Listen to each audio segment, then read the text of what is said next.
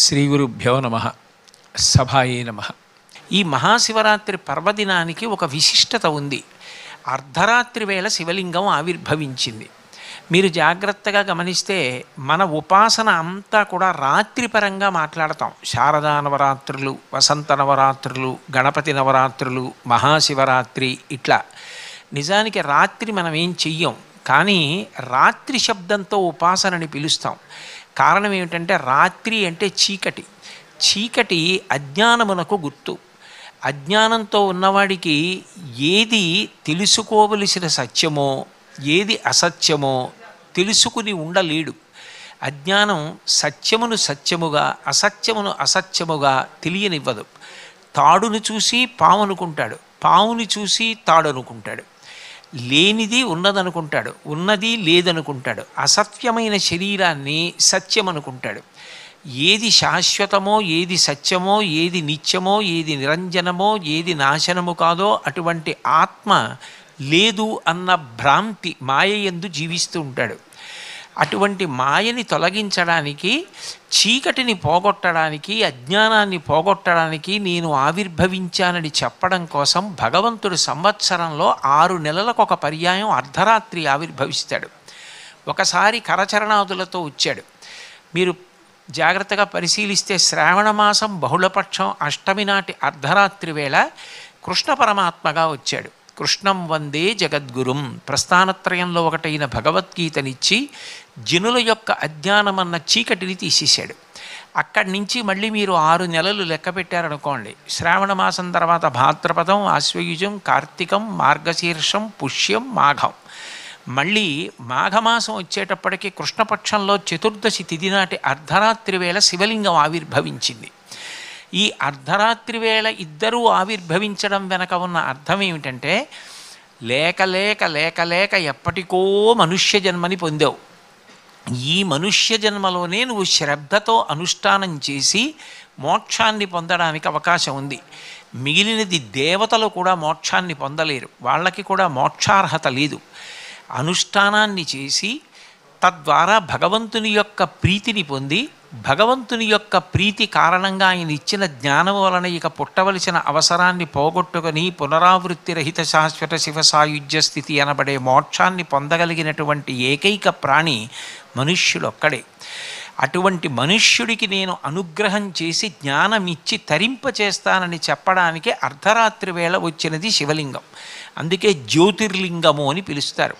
మీరు ద్వాదశ జ్యోతిర్లింగ స్తోత్రంలో ఎక్కడెక్కడ ఈశ్వరుడు జ్యోతిర్లింగములుగా వెలిశాడో చూస్తే, అక్కడికి వెళ్ళి చూస్తే మీకు జ్యోతి ఏం కనపడదు, లింగమే కనపడుతుంది.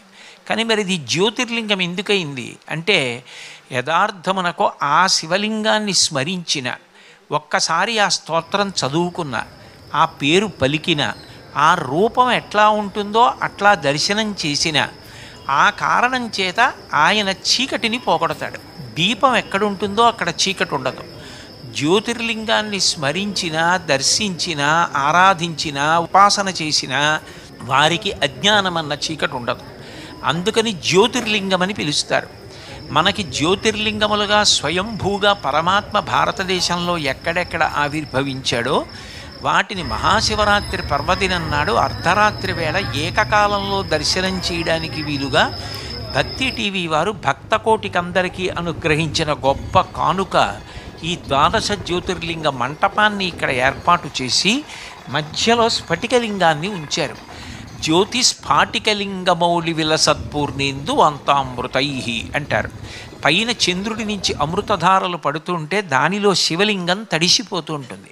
స్ఫటికలింగం యొక్క గొప్పతనం ఏమిటి అంటే, స్ఫటికలింగానికి తనంత తానుగా నిజానికి ఏ విధమైన రంగు లేదు. మీరు ఆ స్ఫటికలింగం ముందుకు తీసుకెళ్ళి గులాబీ పువ్వు ఉంచారనుకోండి, అది ఎర్రగా కనపడుతుంది.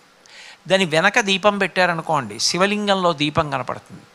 మీరు దాని మీద మారేడుదలం వేశారనుకోండి, ఆకుపచ్చగా కనపడుతుంది. తనకి ఏ రంగు లేదు, కానీ మీరు దాని ముందు ఏ రంగు చూపిస్తే ఆ రంగులో కనపడుతుంది.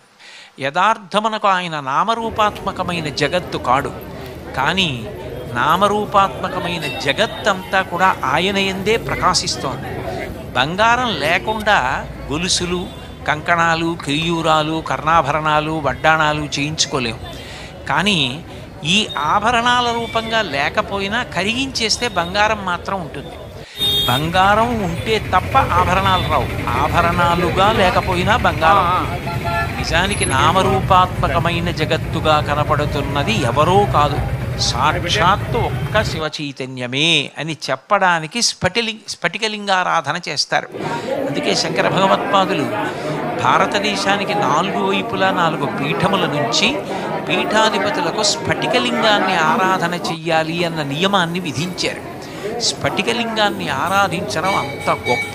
మీరు భక్తితో చేసినది ఏదైనా ఆయన సంతోషంగా స్వీకరిస్తాడు. అందున మహాశివరాత్రి మహాపర్వదినం కాబట్టి ఆ రోజున తెలిసి కానీ తెలియక కానీ, సంకల్పంతో కానీ సంకల్పరహితంగా కానీ, నిజానికి ఏదో చేద్దామన్న తాపత్రయంతో కాకుండా యాదృచ్ఛికంగా చేసినా సరే అది పరిపూర్ణమైన మనసుతో చేశారని అనుగ్రహించేటటువంటి గొప్ప వేళ మహాశివరాత్రి. అందున అర్ధరాత్రి వేళ శివలింగ ఆవిర్భావ సమయం. అందుకే స్కందపురాణం పరిశీలిస్తే ఒక కథ కనపడుతుంది.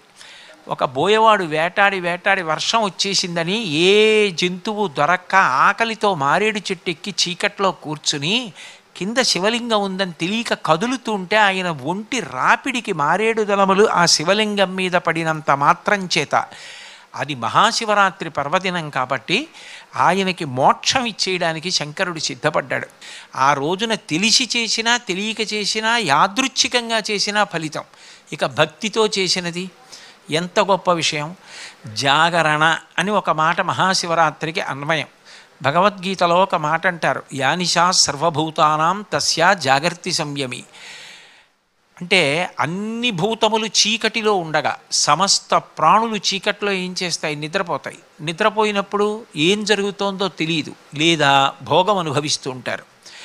అటువంటప్పుడు యానిషా సర్వభూతానాం తస్యా జాగర్తి సంయమి యస్యా జాగర్తి భూతాని అనిశాహ పశ్యతో ముని.